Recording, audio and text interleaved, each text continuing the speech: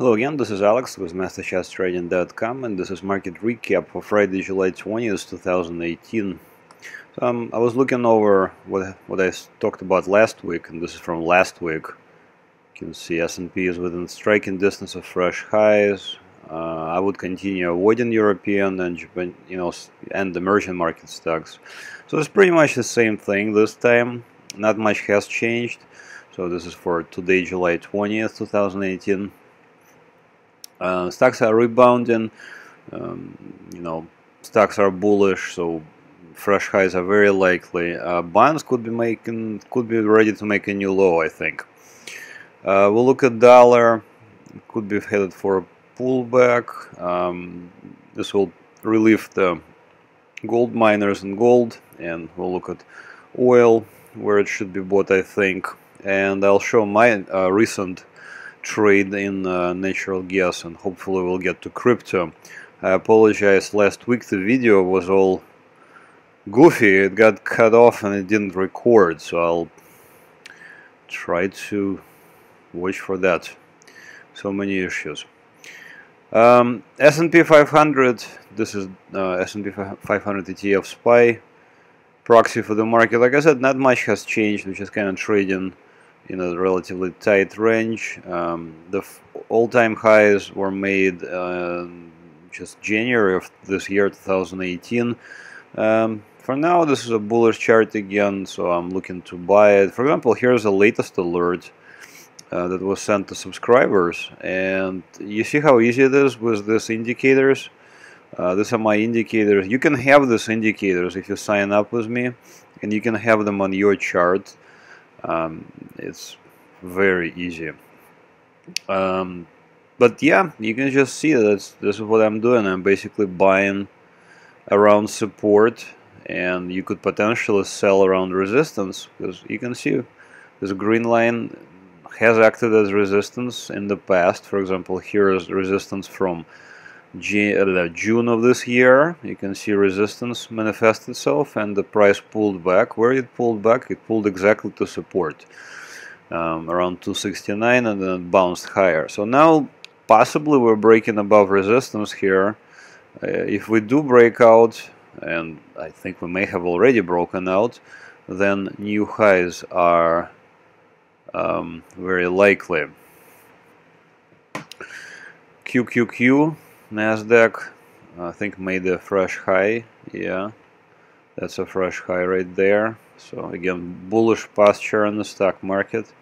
IWM close to the all-time highs. I wouldn't read too much about this into this very mild divergence. Stocks have very high correlation, and as long as S&P 500 is in the uptrend, I think we should consider the rest of the markets to a degree to be in an uptrend. So let's look at what else we needed to cover.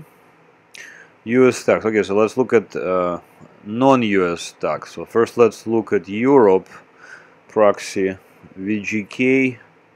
I think this is a bearish break on the 25th of June 2018.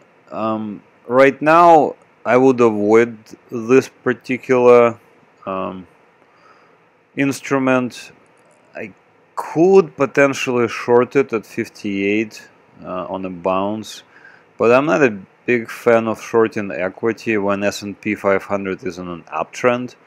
So I would just avoid it, and I would consider currently buying it if this instrument went, above 60 bucks or so. Though you can see there's no guarantee in this. You can see a couple of attempts last time as well. Here's a couple of attempts from May, and you can see that those attempts failed. So this had to do definitely with the euro fluctuation in the euro, and you can see there's a bearish break on the euro right there, and I'm expecting euro to continue lower. And if I was trading it, I would short it. So this would definitely be affecting European markets, and European markets can be looked in as VGK. This is a good proxy for the markets, European markets. So for now, I would just avoid it. If I had any holdings, I would consider unloading them. And where I would unload them at 58 bucks. Alright, let's look at emerging markets.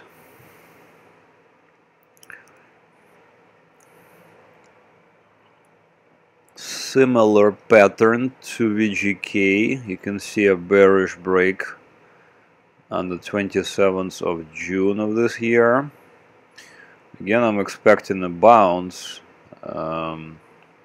So from today's prices, we could bounce, average of 4.5% or so. But again, I would consider shorting it there. I would consider currently shorting it at 45.87, maybe it's $46 if you're doing put options. So yeah, I think this is a bearish security. I think overall emerging markets I would avoid and or short. So another good example of an emerging market, here's China, FXI. You can see another similar pattern. Here's the bearish break on the 6th of July here. A little bit even a lower price, but I think we're going to bounce. At least I'm guessing to about $44 here.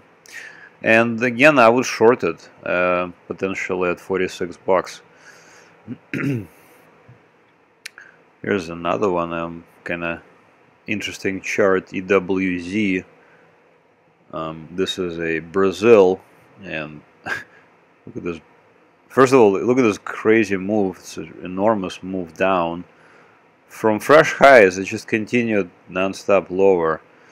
Has to do with currency fluctuations. You can see that we're bouncing, and currently I would short it at 37 bucks for EWZ. So emerging markets are still in a downtrend. They could correct again like 5 to 7% up. This would obviously help United States markets further. So SPY, S&P next to highs, I would consider only going long, only buying this. Alright, so let's continue to bonds. So first of all, TLT, 20 plus year treasuries. On Friday, on the 20th of July here, you can see a close below support line at 121.14. The support was at 121.14. Now, if this is true, then I'm expecting a new low. Potentially take out this low from May. If this is not true, then I would expect a bottoming pattern and a rally to close above 124.51. And if I was trading it, this is where I would put my stop, short stop. Overall, looks bearish for now. Let's look at IEF, a shorter duration. Similar pattern, much weaker obviously. LQD, corporate investment grade, not a very decisive chart. And then overall investment grade bond market, bearish but not terribly decisive either. Like this price action is not terribly decisive. So I am guessing that TLT will continue lower, but we need to really watch for a reversal pattern here, because if it continues lower and then it just kind of bottoms out here and all of a sudden we see a rally to above this blue line, then maybe we're witnessing the reversal. I'm not either 100%, obviously nothing is 100%, but like I personally would short it still, but I need to again really watch it. Anyways, let's continue to junk bonds. There's junk bonds. Rebounding off the lows. Junk bonds correlate highly with stock markets, so if stocks are going to continue higher, I'm guessing the junk bonds will also continue higher. And I think, if you're hell-bent on shorting junk bonds, then you could try that at 36.09 here. Maybe a put option at 36 bucks. All right, bonds. So okay, REITs, IYR. So this, if TLT continues lower, then interest rates will rise. This could put pressure on real estate.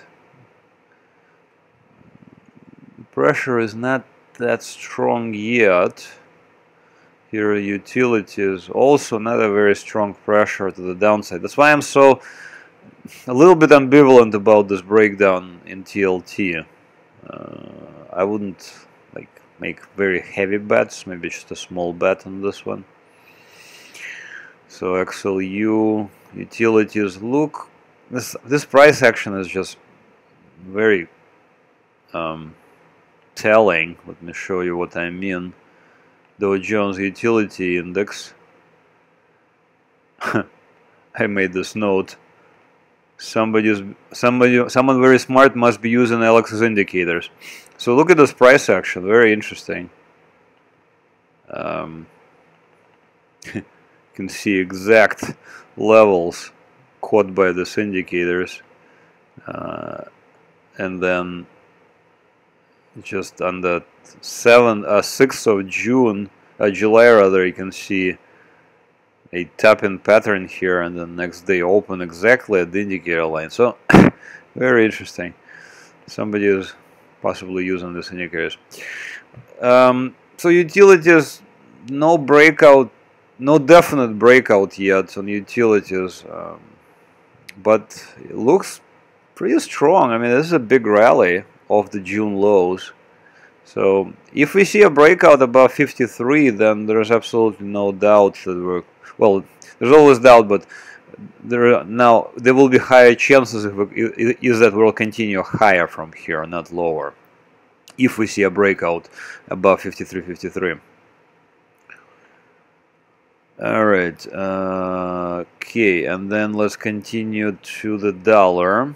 So here's DXY. So DXY, we had a breakout on the 28th of May. Then from then on, I would basically be just looking to buy. So here was just an enormously perfect opportunity on the 12th of June.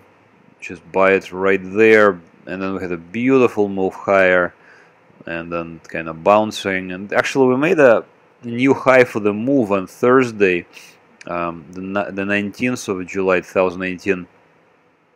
So this looks like a possible top-in pattern here. I was actually expecting a pullback already on the 9th of July, towards this blue indicator levels at 92.88.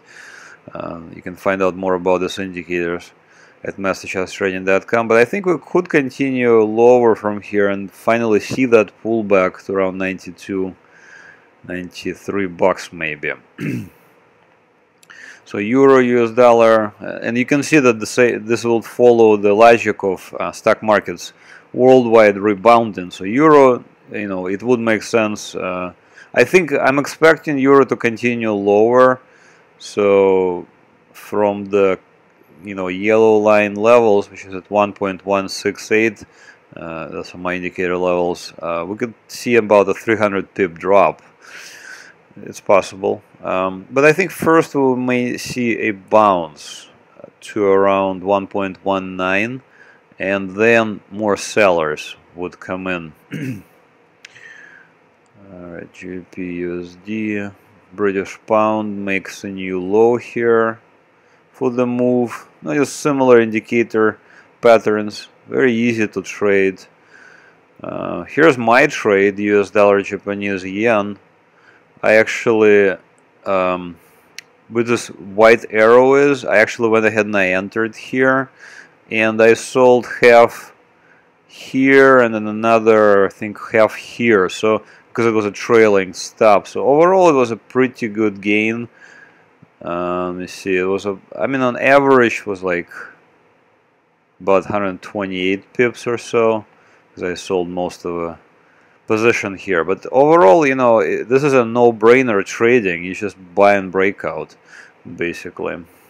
So that's why I like my own indicators, funny enough. Alright, so US dollar versus Canadian dollar. Yeah, same thing, pulling back. So we can expect further pullback for Canadian, or rather for this security in favor of Canadian dollar, maybe to 1.28, and then, but you know, it's still overall United States dollar is winning the battle. Now for the Mexican peso, I'm gonna go to the futures of Mexican peso, because, and I'll show you in a second why. But first let me pull them up. So M6 one exclamation point. So this chart I think is bearish. You can see a bearish break on the 2nd of May of this year, 2018, right there, where I just put a arrow, and then from then on I would basically short. Now I would want to short here around the red line, but notice that this is not a tap-in pattern. This is a big, you know, hollow, or the big green candles. Lots of buyers came in here, so that's why I wouldn't even consider shorting it. But I would consider shorting this instrument on break below the red line, which is 0.05088 right there. So that's why if you look at the Forex instrument, the US dollar Mexican peso currency pair, even though I see a breakdown here below this red indicator line, I would be cautious about shorting this instrument because, like I just showed, the futures do not have that. So I would look to futures for the correct direction on the Mexican peso. US dollar versus the Turkish lira briefly. So this was a new high last week, pullback, nothing really changed here. Can continue, maybe a slight pullback, then continue higher. In other words, dollar will win for now is winning the battle, but who knows in the future. US dollar versus ruble, if you can even trade it on your interface. For now, United States is winning the battle here again.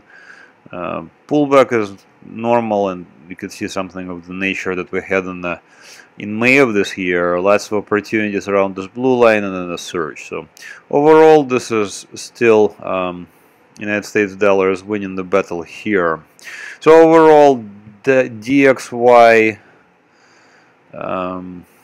dollar index, I think, can easily pull back to, I don't know, around $93, 93 points rather, and then this would give relief to gold markets, which we'll cover next. All right, let's continue.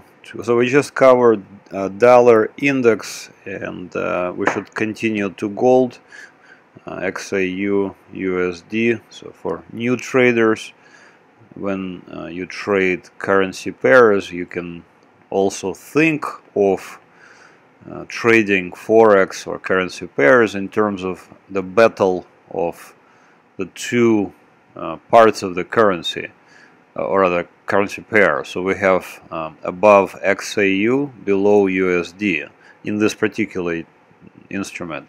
In other words, if XAU or gold strengthens, the pair will go higher. If USD weakens, this pair will go higher. and vice versa. If US dollar strengthens, the pair will go lower, and also if gold weakens, the dollar would go, this pair would go lower. But don't worry about those 4 possibilities, because we really don't care about it that much. We just need to know where the price is going. And in this case, the price action was actually quite telling. So let me maybe look at the futures, gold futures, and you can about, yeah, it's even better, I think. Yeah, you can see the price action. So here on the 1st of May of this year, I can see that, oh look, we've dropped below this blue line, and we kind of rallied above it, and I thought, okay, good. Here we should be buying, not a very long target, but if we bought around this blue line, we could have made some money here on the upside.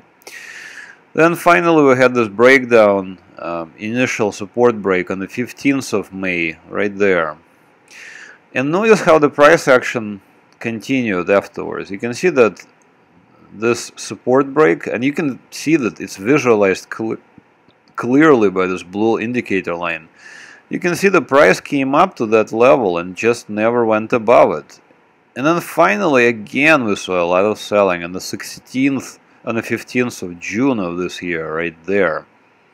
After that, there was no looking back. They were just selling, selling, selling. Here on the 26th of May, my thinking about gold changed altogether. Here up to the 25th of May, I'm thinking maybe this is still a bullish instrument and we're going to rally and continue higher. But notice that here on the 26th of June 2018, I no longer think that. I now start thinking that we have broken down into a bear market, and from then on I would only contemplate short trades. So basically this is what we're getting. We're getting a short trade here. If you were able to get in on the 9th of July here at the level of the indicator, which was at like 1265 or so, but even slightly higher, because notice how the indicator is curved up. So overall in this area, if you were able to get in here on the short side, then you've made a very nice money. Now I'm thinking that we're going to probably rebound, most likely because because the dollar is correcting, and the gold will. So let's go back to XAU USD again.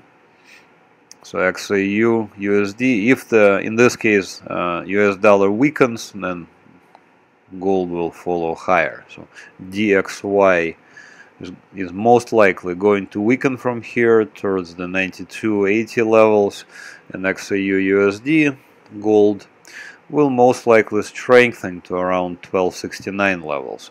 But again, I think at those levels I would consider shorting it on good price action confirmation.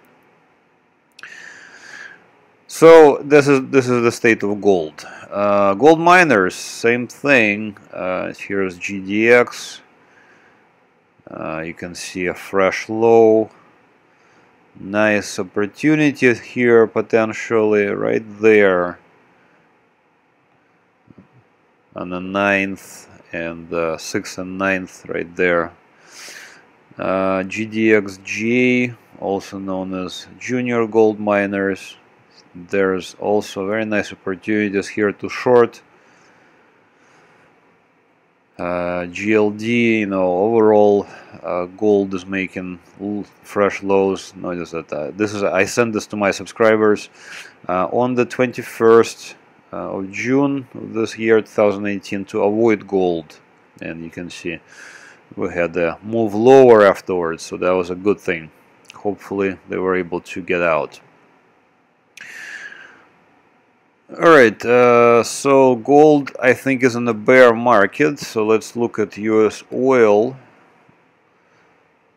I think US oil can continue correcting to about 64 bucks, but again around that area I would be looking to go long possibly. CL1 exclamation point. Let's look at the futures. about the same. Yeah, so about 64 bucks I would look to buy oil. Natural gas, kind of this arrow down, I put it in before. I think I put it in like around June of this year. So it looks like exactly it came to fruition. Notice how indicator lines here are around the yellow line, $2.70. Kind of touched that area. I think we may see a bounce, and especially if we see a bounce to about $2.93, it should be shorted again. So let me show you my latest trade. Here's my latest trade in UNG. Again, it's not an ideal way to do this, but you can do it this way. For example, lately Robinhood trading platform has allowed trading of options. So here's my latest trade. I bought $24 put. So right there I put it on the 29th of May for 89 cents. And then I was sitting here for a long time and I was kind of worried because unfortunately options have expiration date, and my expiration date was yesterday on the 20th of July, and it took a long time. I'm just sitting here, and that's why I don't really like buying options, because they have expiration date. But for now, it's at retail level, it's one of the easiest way to play the various instruments. But overall, thankfully it was a successful trade, because we saw finally a breakdown here on the 2nd, 3rd of July and a move lower. So at that point I felt like my expiration date was getting very close. I really didn't want to risk it, so I sold it at $1.41 for a 58% gain from 89 cents entry. Overall, I think it was a good decision because, again, expiration date was getting very close.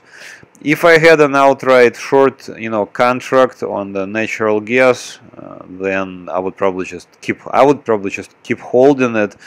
Maybe, let's say you have, two contracts or some multiple of two contracts.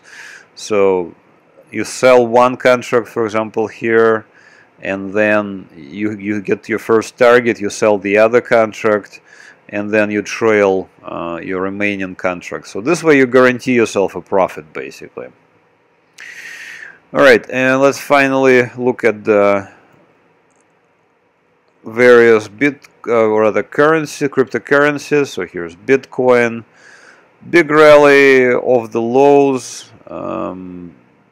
Aggressive short levels currently at 81, but a conservative short levels at around 11,000 here. ETH, Ethereum versus US dollar. I mean, you can already short it here, but I just don't like it more. I like to short it more at around the red line, but bearish security definitely. Litecoin, following a recent 53% drop on breakdown. Look at this. This was shown to people here on the YouTube in real time. So yeah, we'll see if it bounces. If not, it could just continue lower.